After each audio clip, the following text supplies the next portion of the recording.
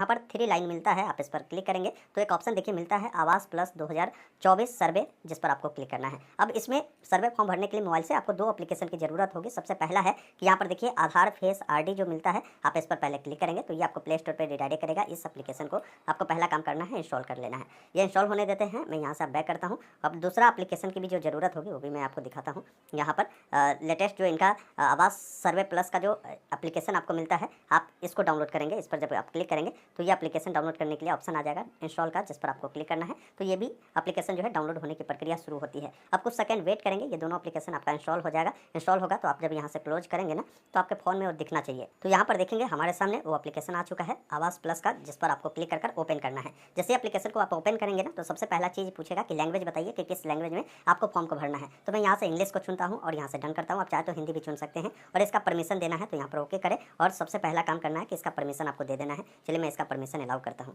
अब यहाँ पर देखिए 2 ऑप्शन मिलते हैं। एक आपको ऑप्शन देखिए मिलता है सेल्फ सर्वे का, जिस पर आपको क्लिक करना है। अब आपका जो भी आधार नंबर है, आप अपना आधार नंबर डालकर एक ऑप्शन मिलता है ऑथेंटिकेट का, जिस पर क्लिक करना है। जैसे ही ऑथेंटिकेट करेंगे ना, तो आपको बोलता है कि आप अपना KYC करिए, क्योंकि अभी आधार फेस आरडी एप्लीकेशन को जो इंस्टॉल किया था उसके मदद से। तो यहाँ से मैं क्या करता हूँ, अलाउ करता हूँ। अब ये एप्लीकेशन जो है ओपन होना शुरू होगा। अब कुछ सेकंड वेट करेंगे तो ऑटोमेटिक आपका जो है ये कैमरा ऑन होगा। इसके लिए चेकबॉक्स पर टिक कर आपको प्रोसीड करना है। ये जो कैमरा ऑन हुआ ना, इस बीच में आपको अपना फेस रखना है और आंख बंद कर ऑन करना है।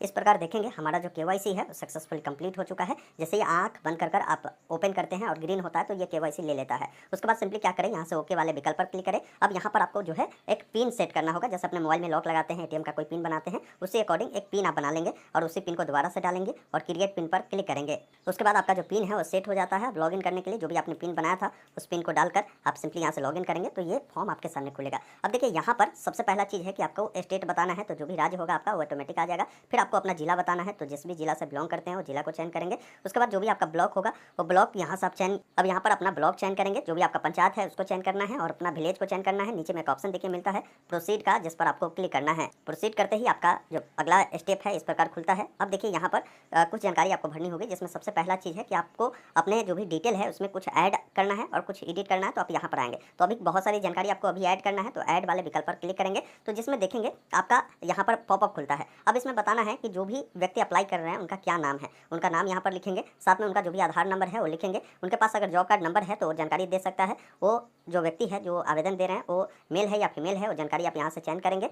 अब उसके बाद पूछ रहा है कि आप किस कैटेगरी से बिलोंग करते हैं, SC ST, या ये नहीं है तो आप अदर होंगे तो अदर को चुनेंगे। उनका एज क्या हो रहा है, आप यहाँ से एज को भी आप बताएंगे। जैसे मान लीजिए जो भी एज हो, उनकी शादी हो चुकी है तो उसके बारे में बताएंगे। अगर नहीं हुई है तो आप यहाँ पर बताएंगे नेवर मैरिड, या विधवा है तो विधवा के बारे में भी आप जानकारी को दे सकते हैं। बाकी बताएंगे कि जो व्यक्ति है वो रिलेशन के तौर पर किनका नाम देना चाहते हैं, फादर का या हस्बैंड का। कोई अगर महिला होगी तो हस्बैंड का नाम दे सकती है, या कोई पुरुष है तो अपने फादर का नाम वो दे सकता है। पिता का नाम यहाँ पर लिखिएगा, हस्बैंड चुनेंगे तो हस्बैंड का नाम लिखना है।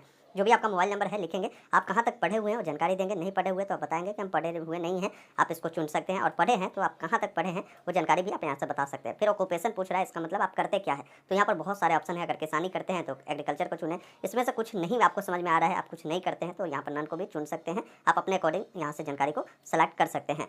फिर नीचे जब आप आएंगे आपसे पूछ रहा है कि आपके फैमिली में आपको मिलाकर कुल कितने व्यक्ति हैं वो आप बताएंगे।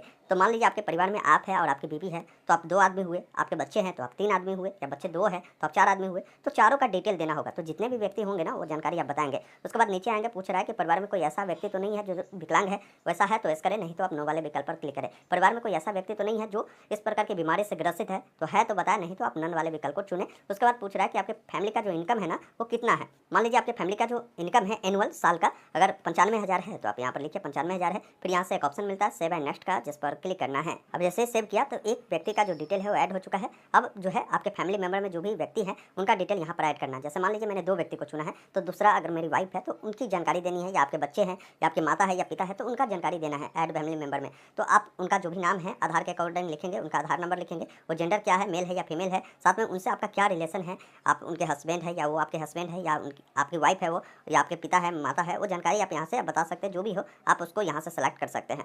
जो भी एज है उनका बताएंगे। उनकी शादी हो चुकी है तो बताएं, नहीं तो नहीं हुई तो आप बता सकते हैं नहीं शादी हुई है। उनका जो भी मोबाइल नंबर है बताएंगे। कहाँ तक वो पढ़ी हुई है वो जानकारी आप यहाँ से दे सकते हैं। उसके बाद नीचे आपको आना है, वो क्या करती है, ऑक्यूपेशन बताएंगे, वो दिव्यांग है तो यस करें, नहीं तो नो करें। फिर यहाँ से ऐड मेंबर पर क्लिक करना है। इस प्रकार आपके जो फैमिली मेंबर में जो व्यक्ति है उनका जानकारी ऐड होगा। और भी व्यक्ति है तो उनका भी जानकारी आपको ऐड करने का ऑप्शन आएगा। अगर व्यक्ति को आपने ऐड कर दिया तो उसके बाद देखिए एक ऑप्शन मिलता है सेव एंड नेक्स्ट का। अगर कुछ गलतियाँ है या कुछ सुधारना है या इसको डिलीट कर दोबारा से ऐड करना है तो डिलीट भी कर सकते हैं। तो मैंने एक ही व्यक्ति को ऐड किया है तो उनका नाम आ चुका है। अब यहाँ से सेव एंड नेक्स्ट वाले विकल्प पर क्लिक करेंगे। अब यहाँ पर पूछ रहा है कि ये बेनिफिशियरी है। अब इसमें क्या है ना कि हेड जिनको भी बनाया है तो उनके नाम से आप जो है आवास के लिए अप्लाई नहीं कर सकते हैं, लेकिन जो व्यक्ति को ऐड किया है उसको बेनिफिशियरी आपको बनाना होगा। तो देखिए उनके नीचे ही आपको इस प्रकार बॉक्स बन जाएगा। आप सिंपली इस बॉक्स पर टिक कर एक ऑप्शन मिलता है प्रोसीड का, जिस पर आपको क्लिक करना है। उसके बाद उनका भी आपको केवाईसी प्रक्रिया को कंप्लीट करवानी है, तो यहाँ से आपको जो ऑप्शन मिलता है अलाउ करने का फेस आईडी को आप यहाँ से क्लिक कर अलाउ करेंगे। इस प्रकार देखेंगे जो केवाईसी प्रक्रिया है बेनिफिशियरी का भी कंप्लीट हो चुका है, उनका पूरा जानकारी यहाँ पर देखने को मिलता है। अब सिंपली यहाँ से ओके वाले विकल्प पर आप क्लिक करेंगे।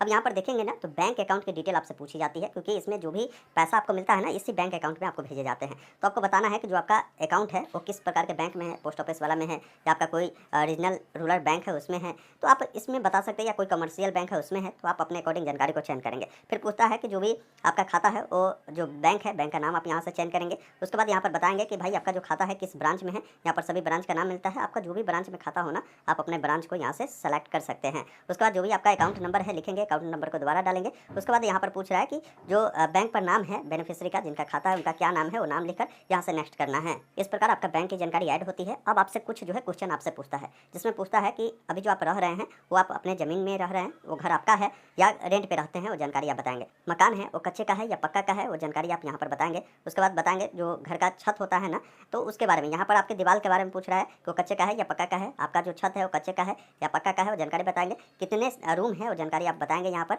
उसके बाद यहाँ पर बताना है कि जो लेटरिन की फैसिलिटी है आपके घर में वो है या नहीं है, वो जानकारी बताना है। इसके अलावा पूछ रहा है कि जो आपके परिवार में इनकम आ रहे हैं वो किस सोर्स से आ रहे हैं। यहाँ पर आपको काफ़ी सारे ऑप्शन है, मेन सोर्स क्या है आपके इनकम का वो बताएंगे, इसमें से नहीं है तो नन चुनेंगे। उसके बाद नीचे आना है, आपके घर में 3 व्हीलर 4 व्हीलर है तो उसके बारे में आपको बताना है। एग्रीकल्चर के लिए जो मशीन होते हैं 3 व्हीलर 4 व्हीलर, वो गाड़ी तो नहीं है आपके पास, वो बताएंगे। आपके पास किसान क्रेडिट कार्ड तो नहीं है, आपके घर में कोई सरकारी नौकरी तो नहीं है, आपके नाम से नॉन एग्रीकल्चर जो इंटरप्राइजेज होता है वो तो रजिस्टर तो नहीं है, वो उसके बारे में बताएंगे। आपकी जो पारिवारिक इनकम है 15,000 रुपये मंथली से ज़्यादा तो नहीं है, वो जानकारी आपको बताना है। तो यहाँ पर लगभग में क्या है कि नो ही करना है। अगर आप टैक्स पेयर है, प्रोफेशनल टैक्स पेयर है, ये सारी जानकारी बताएंगे। आपके पास 2.5 एकड़ से अधिक ज़मीन तो नहीं है, वो सारी चीज़ें जो है आपको बताने होंगे। तो मैं क्या करता हूँ यहाँ पर नो कर देता हूँ। आप देख लेंगे अगर आप पर जो एस होगा तो बताएंगे, लेकिन एस करेंगे तो फिर आप इसके लिए एलिजिबल नहीं होते हैं, ये विशेष रूप से आपको ध्यान रखना है। फिर यहाँ पर पूछ रहा है कि आपके पास जो है घर बनाने के लिए थोड़ा भी ज़मीन है या नहीं है। अगर मान लीजिए घर बनाने के लिए ज़मीन है तो आप यहाँ पर एस करें, वो भी नहीं है तो नो कर सकते हैं। फिर यहाँ पर पूछता है कि आपके परिवार में इस योजना का जो स्कीम का बेनिफिट है वो आप फर्स्ट टाइम ले रहे हैं, तो यहाँ पर आपको एस करना है।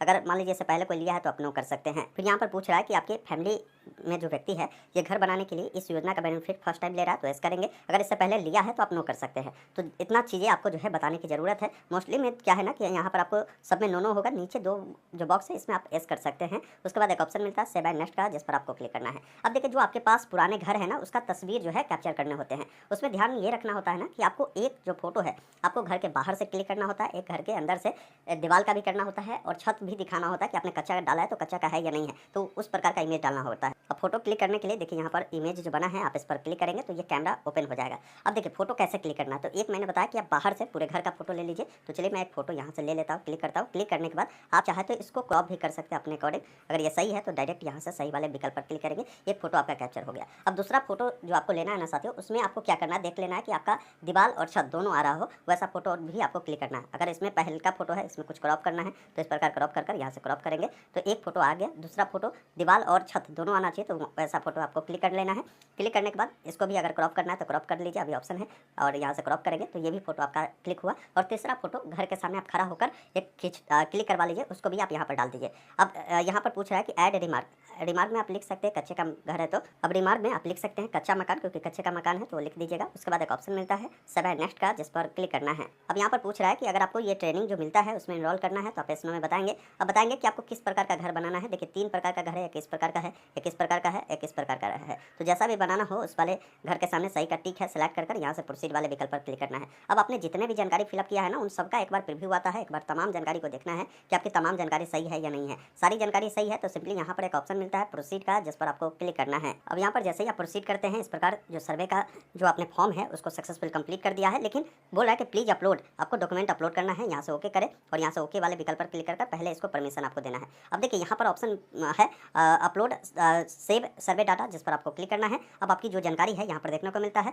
अब यहाँ पर देखिए एक ऑप्शन मिलता है आधार वेरीफाई करने का, आप इस पर क्लिक करेंगे तो आपका जो आधार वेरीफाई की प्रक्रिया है वो होती है और आधार सक्सेसफुल वेरीफाई हो चुका है। अब यहाँ पर देखिए जॉब कार्ड जो है अगर आपके पास अवेलेबल है तो इसको भी वेरीफाई कर सकते हैं, इस पर आप क्लिक करेंगे।